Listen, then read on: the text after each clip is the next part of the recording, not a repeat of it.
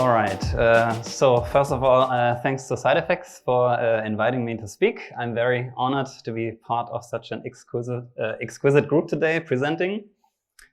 So the main reason why I'm here today is to talk about the cover art project for 3D World's 300th issue I recently did. And if time allows, I'd like to share one more project that had its own technical challenges.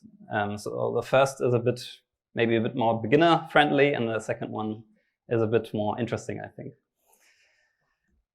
So one part of the 3D World cover art project here was to also do a written tutorial. So and I think it's the one referenced on the cover here. So now I really wish I had used this headline as the actual title for my talk and could have gone like, welcome to learn how to master Houdini, create stunning procedural motion graphics. But unfortunately, that's not the title I picked. So, bonjour, je suis très heureux d'être ici. I'm a creative working on a wide range of design projects with a strong background in typography and creative coding. So I'm a bit living in two worlds, as I'm doing both design and 3D, motion and print, design and coding.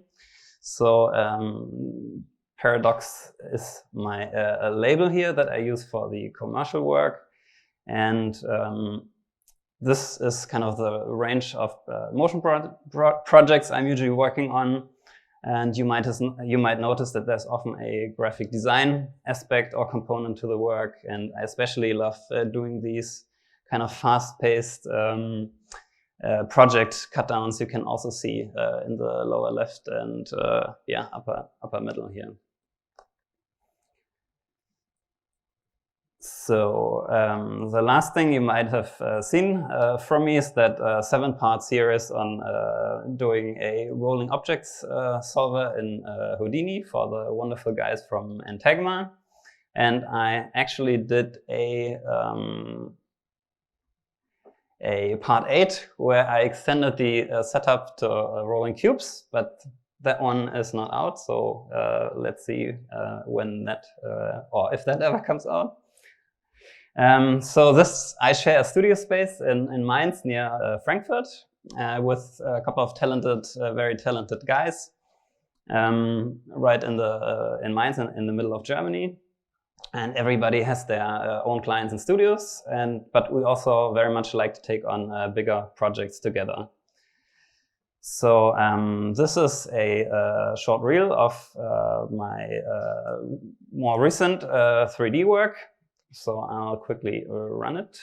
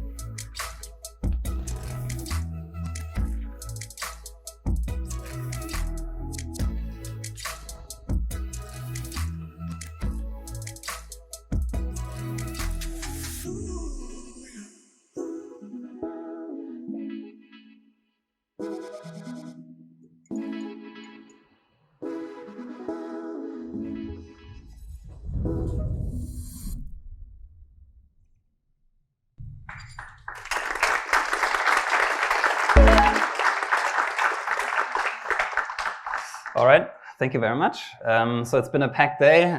So this is a very long day also. As this is the second to last talk, I hope you've had your coffee, that bittersweet juice of our working lives.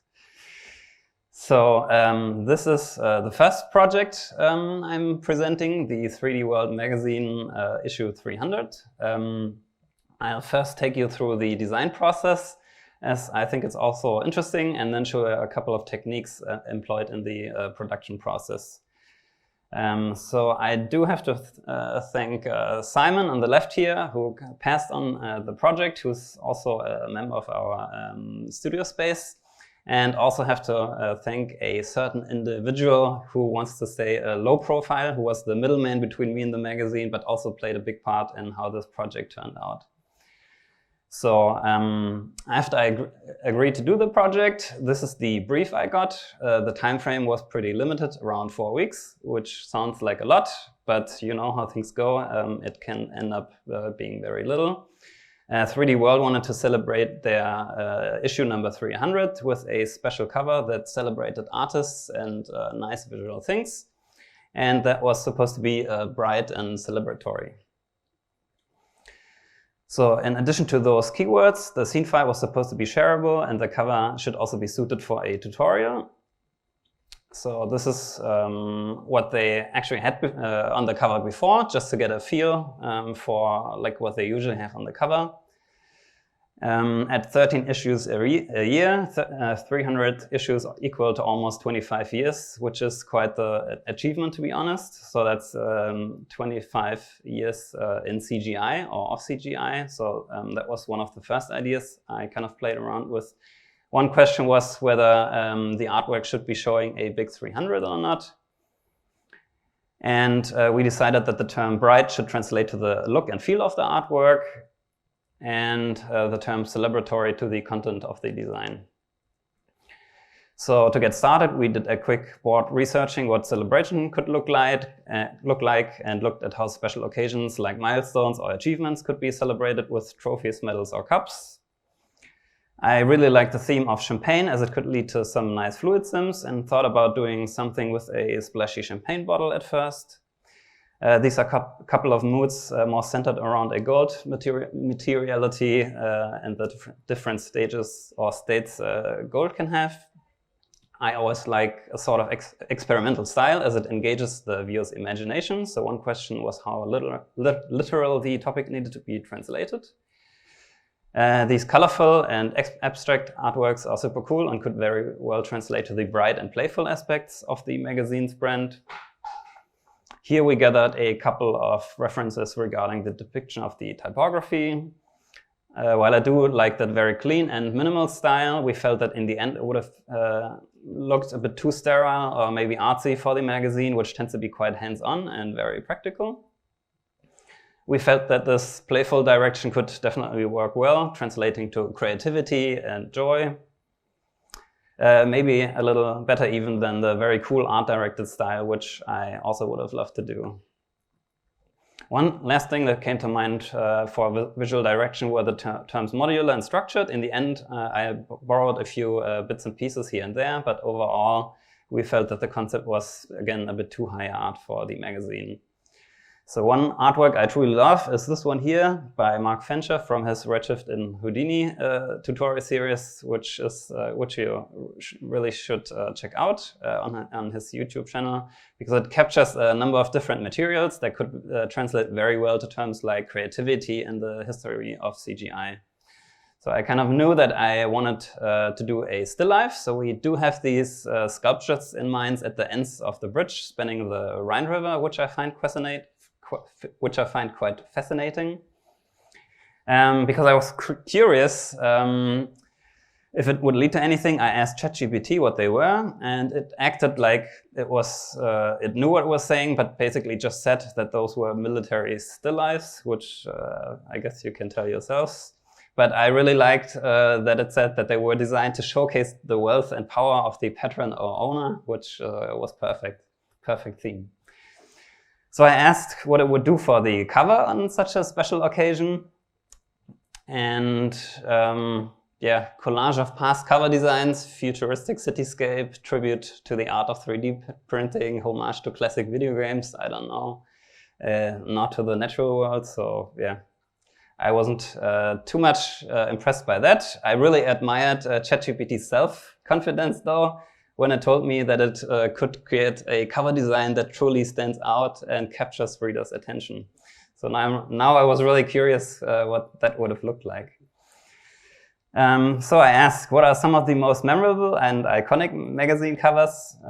So it told me Wired, iMagazine, Wallpaper, all sounds good until I checked.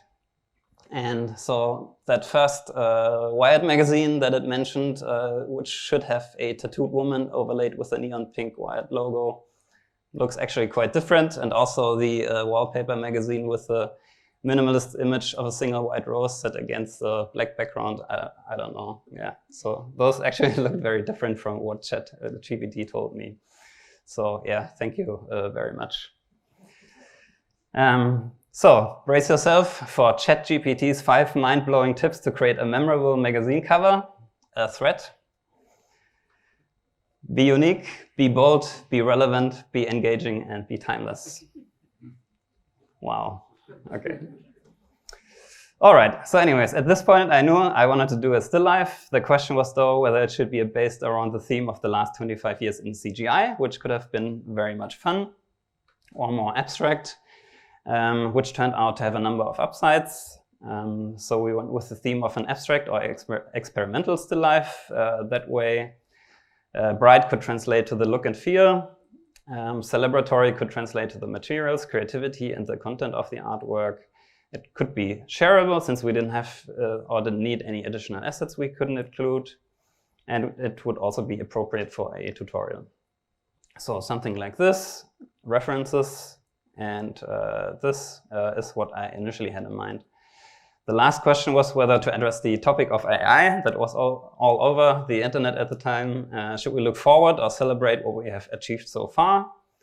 And because we didn't want to ruin the party and it was supposed to be a fun cover, we decided to look back and celebrate the handmade.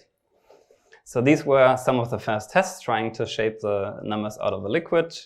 And I did like that flash photography style image on the right here, which I think could have been developed into a very nice wild retro office party, I suppose. I then tried to take it more into the direction of that graphic still life, as you can see in the lower right, trying to bring in elements like pencils, floppy disks, and cursors. In the meantime, I was told, though, that they would like a colorful graffiti, which you can see in the lower left that they sent me. So I stuck to the reference images on the upper left. They did like the ones with the pink dots. At this point, it was clear that we were taking it in a colorful, abstract, yet playful direction, showing nothing concrete, but suggesting playfulness and creativity. And you can see that some color in the background really worked well with the design. They felt that there could be a big 300 in the center, though, and some gold particles and confetti squares as well. So I started trying out what the number could look like.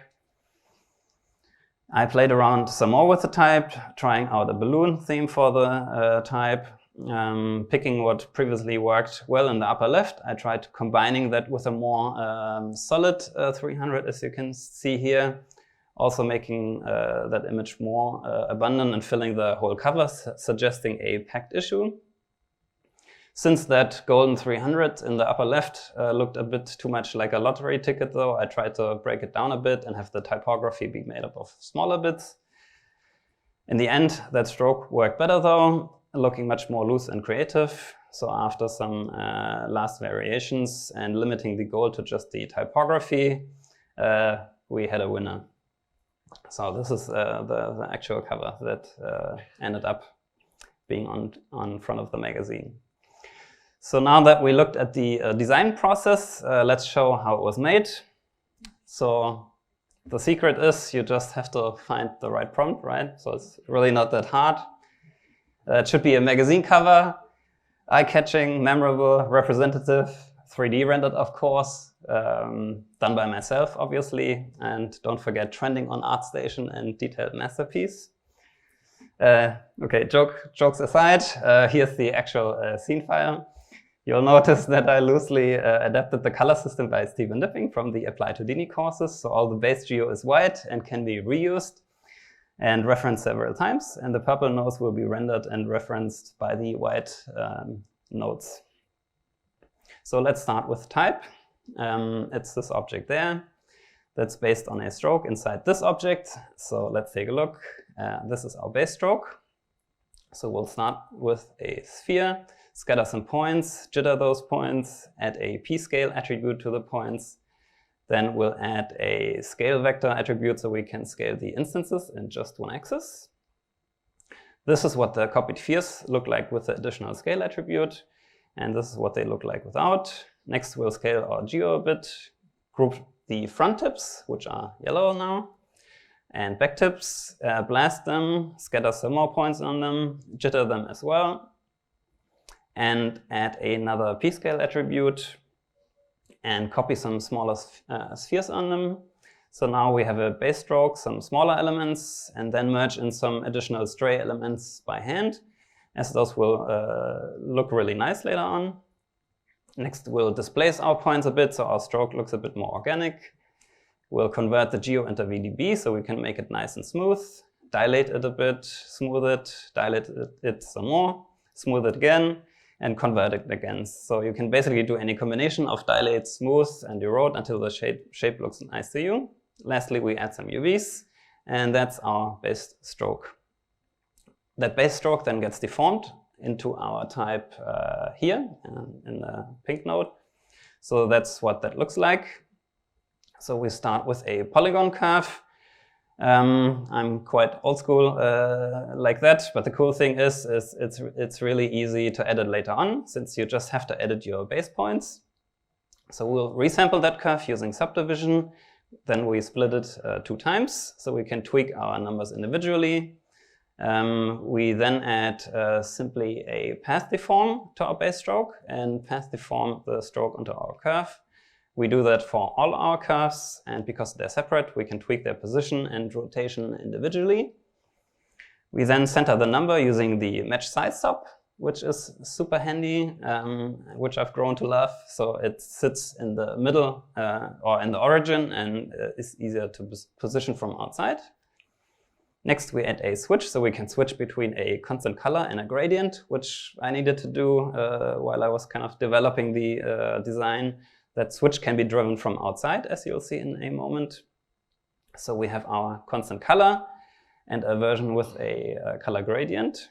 To get that gradient, we simply rotate the geo into position. We store that transformation in a detail attribute called xform for later, down here, as you can see. And apply a color gradient along the x-axis using the relative bounding box vex function. You'll see that I really love small wrangle snippets like this, as they're very easy to read and very easy to tweak. One of the cool features of the match axis sub is that you can reverse a transform if you give it an xform attribute down here. So now the type is back where it was before we did our kind of color addition to it. So that's it for our type. On scene level, we can now switch between a constant color because that gradient integer slider drives that switch inside.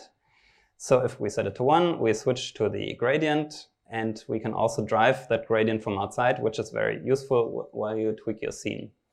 To add that gradient to the object, press that cogwheel in the top right and select Edit Parameter Interface. That will bring up all the existing parameters that are already on the node, and you can also add new ones. So let's push it aside for a moment, jump inside the object, and drag that parameter in the list. Once it's in there, hit Apply and Accept to close the dialog. And if we jump back out now, we have our ramp on the object down here where it was before I showed you. And you can do that with any parameter you like. So now it's very easy to kind of tweak details of the objects from outside while you're kind of working on the scene and assembling stuff.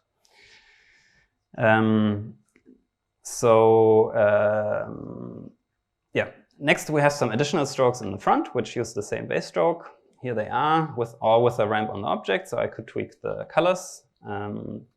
So if we take a look inside, we simply grab the same base stroke. So that's one of the cool things, right? To kind of recycle things and use them many times. Taper it a bit, scale it down so the thickness matches what we need. We'll grab that new spiral sub to get a wavy curve. Resample it, and then path deform our stroke onto the curve. So another like super handy node. And that's the same for all 3 foreground strokes. Next, we have some larger background strokes. It's these here. They pretty much work like the 300. So it's pretty much the same setup, but I wanted to keep it separate so I could make individual changes. And they're simply deformed by a spiral. Okay, so next we need some bubbles for our party. Here they are. Because we're working on a still, it's a very simple setup. Again, starting with a polygon curve, resampling that, scattering some points and some more in a second stream on the right, a little less jitter on the left, and a bit more on the right, adding a random p-scale attribute using the attribute that just floats up. So we have more smaller ones and only a few larger bubble ones from the right stream. We'll render the bubbles as particles, but we want to preview their size, which we can do with a detail attribute called GL sphere points. So you can see the p-scale in the viewport, which is I borrowed from vellum grains. And that's it for our stream of bubbles. They're really easy to tweak now with that curve.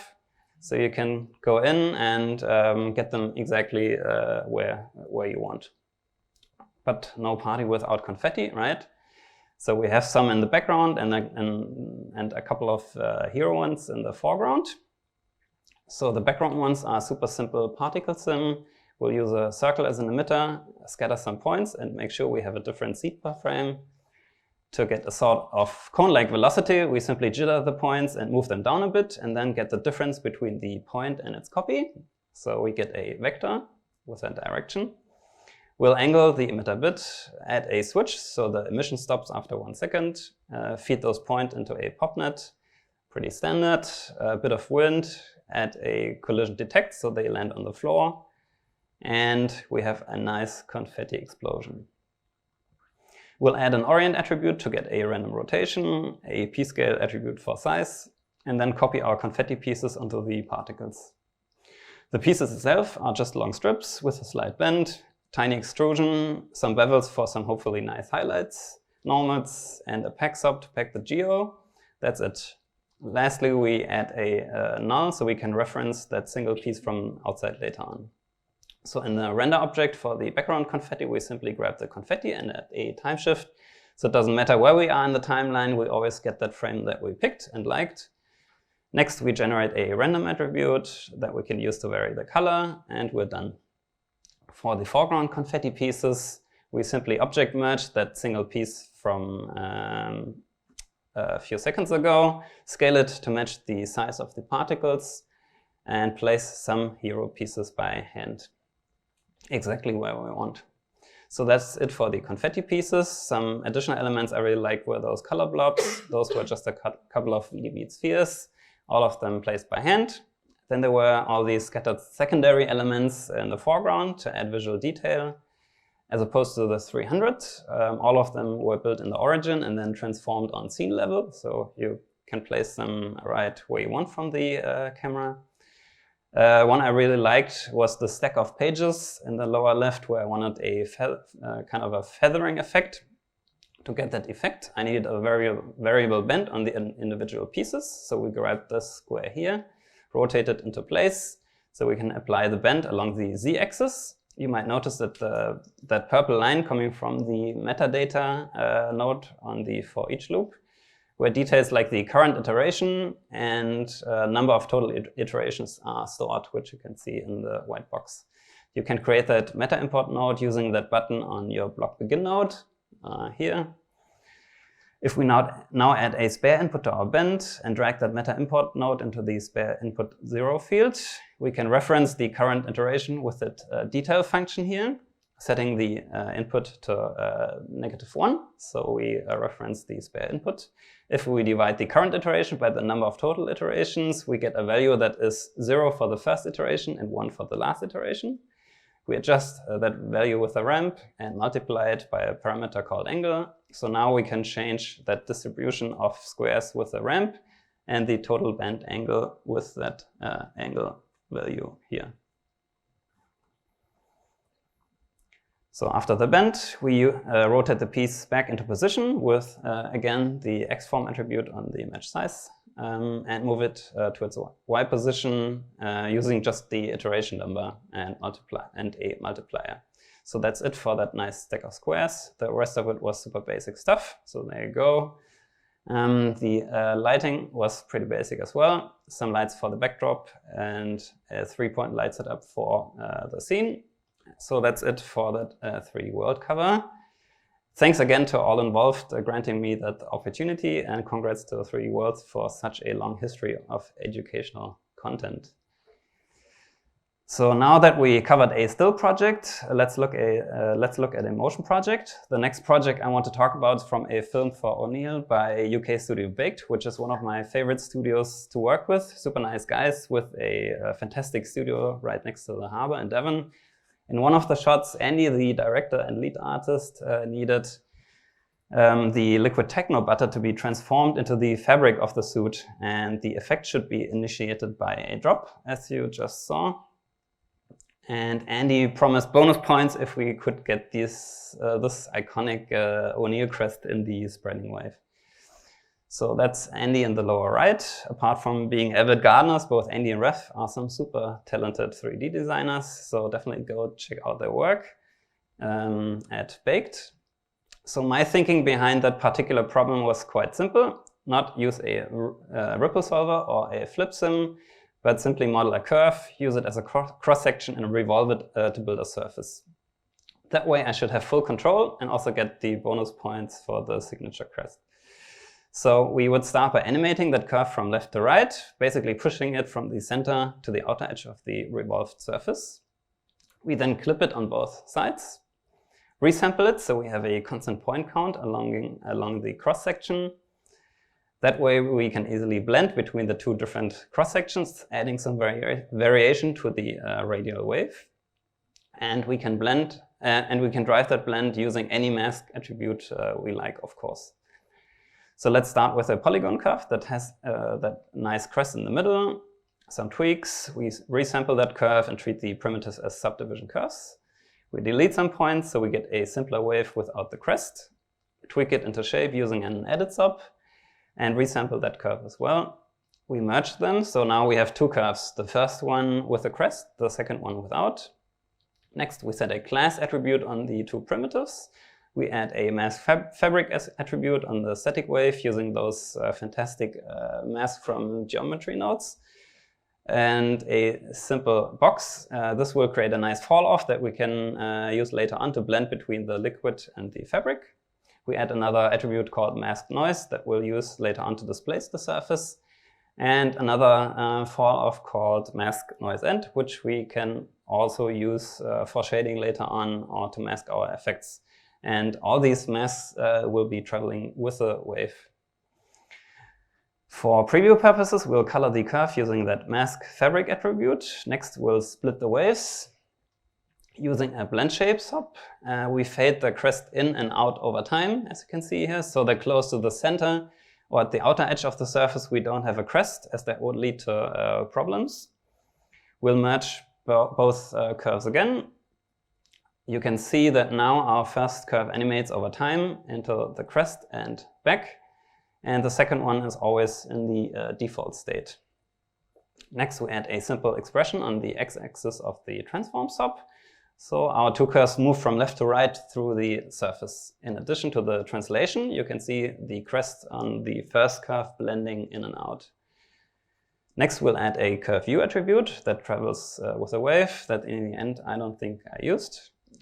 We clip the curves on the left, on the right, and have our high-res curves traveling through the surface. Next, we'll add another line, which is the length of the radius of our surface. We'll use it to get our UVs later on. We set the primitive class to 2, merge everything, and now we'll resample all the 3 clipped curves, so they always all have 100 points or segments. And more importantly, we can blend freely between all 3 of them. That sort sub is necessary, but I forgot to delete it. Next, we'll loop over our 3 named primitives using that class attribute. Each point gets a row attribute from its point number. This will be important later on, so remember this. To not get any spikes in the center, we blend the Y position of the center point with the one right next to it, and also set a center group while we're at it. Then we'll revolve the curve and fuse it, fuse just the center using that center group that we just created. So now we have a surface with a crest, which has the class 0, wave surface without a crest, which is class 1, and a completely flat one to do the proper UVs. Now that we have 3 surfaces with identical point counts, we split off the first surface. First, we want to introduce some variance in the waves. The easiest way to do this is with a noise. So we simply blend between a wave with a crest on the first input and the second one with the crest on the second input. On the point wrangle, we'll create a vector called A with our current position and a vector called B with the position of the same point on the second input.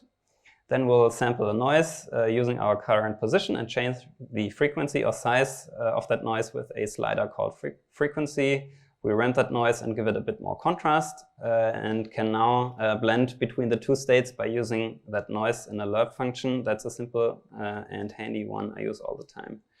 Here you can see how that works. Larger numbers mean a smaller noise or a lot of detail, and larger numbers mean a smaller noise and a lot of detail, and smaller numbers a larger noise or very little detail. So now we already have some variation on that wave. In some places the waves are breaking, and in others they're not. So next we'll flatten the edges of the surface so that they don't move up and down. So between a radius of 7.5 and 10, we blend our animated wave with the on the first input and the flat one on the second input there. Again, using that super handy lerp function, and now the outer edges won't move as the wave fades out towards the edge. So it's sticking there. Next, we'll freeze that flat surface as it isn't animated anyways, and project some nice UVs that are better suited for shading. In a wrangle set to run over the vertices, we now transfer the nice UVs onto our animated surface. Again, super easy because we have an identical topology on both surfaces. So these are our nice UVs on that animated surface now. The darker parts in the center stretch a bit though towards the end. So let's fix that next. We'll project some UVs onto the moving mesh and blend them with the ones sticking to the surface. So they move a tiny bit but stay mostly fixed. So we do this again with the lerp function, which does a simple blend between the 2 UV values. So now we have pretty solid UVs that we can use for the fabric if we like. In order to have access to both UV sets, we rename the new ones to UV fabric when we copy them over. So next, let's add some radial variance to our waves, so we have some faster and some slower waves. To make our lives easier, we'll work in sort of a polar coordinate system for this effect, which works with an angle and a distance from an origin. All we really need for this effect is the angle of the point. The cool thing is that there were a lot of smart people when computers weren't a thing yet. So there's already a function to get that angle called arctangent, which conveniently accepts the 2 coordinates of the plane we're working on. So in our wrangle, we first get the angle of the point by using the arctan function in the x and z coordinate, as our surface is sitting on the xz plane. This function will return a value between -pi and pi, as you can see. So after dividing it by pi, we fit it between 0 to 1. So now we have the angle in a range from 0 to 1. We'll add the current time to it as an offset. So it rotates a bit over time, and keep it between 0 and 1 using the modulo, which is another super handy operator that lets you cycle values. Now we can easily vary an offset by using that angle in a ramp down here, where the x-axis corresponds to our angle and the y-axis to the strength of the effect. 0.5 means no offset, 0 is a negative offset, and 1 is a positive offset. After fitting that scale value between those min and max offset values, that will be our base offset for the radial variance. Next, we'll multiply it with a combination of factors to limit where that effect is taking place, all ranging between 0 and 1. The beauty of multiplication is if any of them is 0, the whole offset or variance is 0. After we have our offset calculated, we simply scale our point position by that scale value. So the first of these factors is called mask noise. If we quickly create a new wrangle and plug that to the mask into the mask into the color channel, you can see what that mask looks like. So with this mask value, we limit the effect to the white area. Next is the mask fabric factor. If we add this to our preview, you see that the white area gets even smaller by limiting the effect to everything that is not fabric. Lastly, we have a factor called fixed edge, right there, which is based on the distance from the origin and therefore fades the effect out towards the edge. So with this added in, you can see what area is left for the effect to be active in. So that's another tip, I suppose. Whenever you're not sure what something is doing, isolate it and visualize it. So this is the radial variance effect with the mask visualized. And here you can see how we can adjust the strength of the effect with that ramp depending on the angle. So angle is left to right and strength is up and down. So next, let's add some vertical variance to our waves so they don't all have the same height. In this point wrangle, we simply add a noise value to our Y position, limit it to everything but the edge, and multiply the general strength with a slider. For the noise, we need a sample position, so we get the point's position and add the time to the Y position so that over time, the point moves vertically through the noise. For the liquid, we sample the noise at the scale we set with our frequency slider, which is down there. And for the fabric, we want a little less detail, so we scale the sample position down by 0.4. Now we blend between the two noises using the noise end mask that is traveling with our wave and limit the noise to where our noise mask is 1. So that here is our noise end mask visualized that blends between the two noises. And here's that noise mask, which limits the overall effect. The result then is simply added to the Y position. Next, we want to add a bit of displacement once the wave has moved through. So we'll create a radial mask to fade it out towards the edge and add a mountain with an animated noise that's limited to the masked area in this point wrangle. We'll reference that displaced point position on the second input and create a blend value for that lerp function using just a small range of that masked noise end attribute trailing behind the wave. So here's our spreading wave with the variance and the slight displacement added at the end. So now that we have the surface, we need a drop. So here's that drop added in. If you look really closely, that drop has a small tail to it and is slightly deformed in the direction of travel, giving it a bit more of an organic look. So let's quickly look how that works. We get our drop. In one string, we add some point normals to it. In a separate stream, we'll fuse the whole drop to one point, compute the velocity. Then in another point wrangle, we'll get the dot product of the direction of travel on the third input and the point normal that we get from the second input. And if the vectors point in the same direction, which they do at the green back, because we reversed our velocity vector, we get positive values from the dot product. If they point in the opposite direction, the red one, which they do at the front, we get negative values from the dot product. Next, we can shape that result from the dot product with another ramp and scale the velocity vector by it, which we then subtract from the point position. So everywhere that ramp dot product is 0, we get no displacement. And where it's positive, we get the displacement opposite the direction of travel. So here's how we can shape that tail with a ramp and adjust the length of it. So that's how we displace the drop in the direction of travel. So we have our drop, the wave, added some variation to it, have the O'Neill crest in there, so everything's cool, right? Well, almost. So there's this very short moment where the drop and the surface are very close together. Wouldn't it be cool if the drop and the surface connected? And I was like, yeah, sure, no problem at all. So remember earlier when I told you that the row attribute that we said would be important. So now is the time to put it to good use. I hope that you can see that in the row attribute increases from the center outwards. So it's 0 in the center and then increases by 1 every row. Let's do the same on our drop. So it's 0 at the bottom and then increases to the top. So the plan now is to delete all the polygons below a certain row and bridge the surface edge to the drop edge. That's easy enough, right? So let's look at the surface and the drop separately. For the surface, we'll grab the drop and use it in the mask from geometry sub to create a fall-off outside the drop with the radius of 0.15.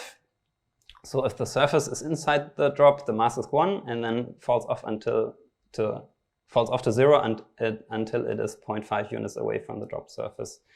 For the drop, we'll do the reverse. We grab the extruded surface and measure how far the drop is outside the surface. Next, we'll create a point attribute on the geometry that stores the mask value in relation to its row. So if a point is part of row 1, it will write its mask value to an attribute called mask row 1. So now for every row, we have a corresponding point attribute. We then promote all the mask per row attributes to a detail attribute and make sure we saw only the maximum value of each row in the detail attribute. That way we find the highest value in the row and write it to a corresponding detail attribute. Next, back in a point wrangle, we figure out which row we're in, find the corresponding detail attribute and write that value back into the mask attribute. So where before all points in row 1 had different values, now all the points in row 1 have the same mask value. So the same thing goes for the drop. All points in the same row now have the same mask values before and after. So now we can delete all rows that have a mask value below a certain threshold. So while before the deletion would have resulted in a topology like this, we now have a clean cut. Let's quickly add a class attribute to the points so we know what's belonging to the surface in the drop. To create that bridge, we first select all unshared edge points in a group called seam and exclude the points on the outer edge of the surface, which we put in a group called outer early on. Next, we'll put all the surface seam points in a group called start and the drop seam points in a group called end. We'll promote the groups to edges and blast all points that aren't in the seam group. We'll split off the surface seam edges that are in the start group and delete the geo but keep the points, and do the same for the drop seam. Next, we'll create one additional edge between those two seams, again by lerping the positions from both rows, which only works because we have a number of matching columns. Now we can skin the 3 primitives. We'll reverse the primitives before we do that and also close them so we get one nice surface. To create a nice transition between the surface and the point, we get the point normals, offset the middle row along the point normal with the displace mask we set. So one last thing to do is to match the UVs for the drop and the new bridge to the UVs of the surface. To do that, we split off the surface and merge the drop with the bridge. We'll object merge the uncut surface from above and flatten it on the y-axis. We'll do the same on the drop and the bridge, and then transfer the UVs from the flattened surface using the XY disk function and the prim UV function. That workflow is super handy for all sorts of things. I use it all the time. And if you've never used it, you can read more about it on Henry Foster's blog. The XYZ disk function stores the closest primitive number and the parametric UV on that primitive. With those 2 values in the prim UV function, we can interpolate all sorts of attributes, and we use it to get both the UV attribute and the UV fabric one. So let's copy them to our unflattened geometry and merge them back together with the surface. Let's fuse the seams and we're done. So while before the surface and the drop didn't connect, we now have a super nice bridge whenever the drop is close to the surface. Here again it is subdivided, and again in super slow-mo because it looks so awesome. So here's the setup again rendered.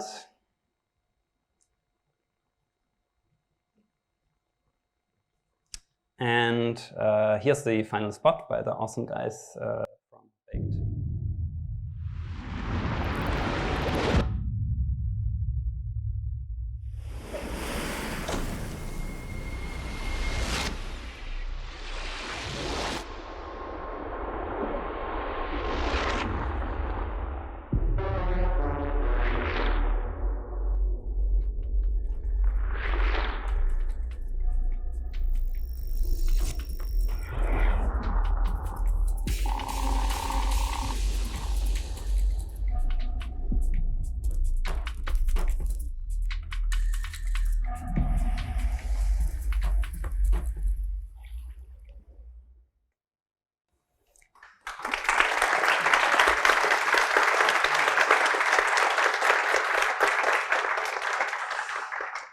So thanks, really tiny effect in a really nice project by Baked.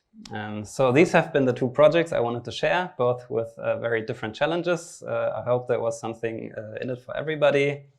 Again, if you want to get in touch, the easiest way to do so is probably through my website. Looking forward to hearing from you. And thank you very much for having me, and also to Side Effects for inviting me to be here. Thank you.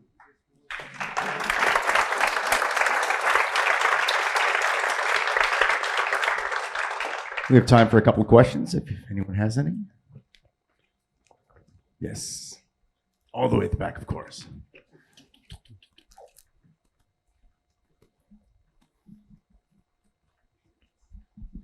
Hey, great presentation. I just wanted to say that was absolutely super smart to use the curve rather than a ripple solver or flip solver to make that wave, so you could art direct it the way you wanted. Great, super smart. But I was just thinking, wasn't it like over smart or overthinking, for the connection with the droplets and that last bit that you showed? Wouldn't have been simpler to extrude down, convert to VDB, the droplet, erode, smooth them, and then convert back to polygon and transfer back your UVs on it, and you would have that connection straight away, right? Yeah, of course. So that's another way. And the cool thing is, I think there's tons of ways to doing stuff. And also, maybe it wasn't the smartest thing maybe to use the curve, but the thing is, in commercial work, often the time is limited, right? So you start out doing one thing and you think it's a good idea, and then maybe there's a new direction or a new kind of client ask or something, and then you have to build on something you already had because the time is kind of limited. So at some point maybe you have to go down one way, and then you have to kind of consider if it's worth going back or if it's worth, or you rather push on, right? And if you can make it work. But yeah, definitely there's like tons of ways to do stuff. And at the time it seemed like a good idea and it got the job done. But of course, yeah, there's plenty of ways to do it. I just thought it was a really kind of interesting project to show, right? With the technical details also, so it's way more technical. But to me, the very cool thing is that you have access to everything in Houdini, right? And the only limit is kind of your imagination or your kind of knowledge. And so that was the path I chose. And yeah, but that doesn't mean that it's like the only one or the fastest. Maybe it was a even stupid thing to do, but in the end it worked. Think so, no? No, it was not stupid at all. No, I'm just saying, right? You never know, but Houdini lets you do it, and you can try out and see if it works or if it doesn't work. So that's why I love it, yeah. Yeah, thank you. That was great. Our technical consulting team gets asked all the time, what's the right way to do it? What's the right way to do this thing? And there's oftentimes no one exact right way. Yeah, that's the secret to life, I guess. There is no right way. Thank you again. Thanks for having me.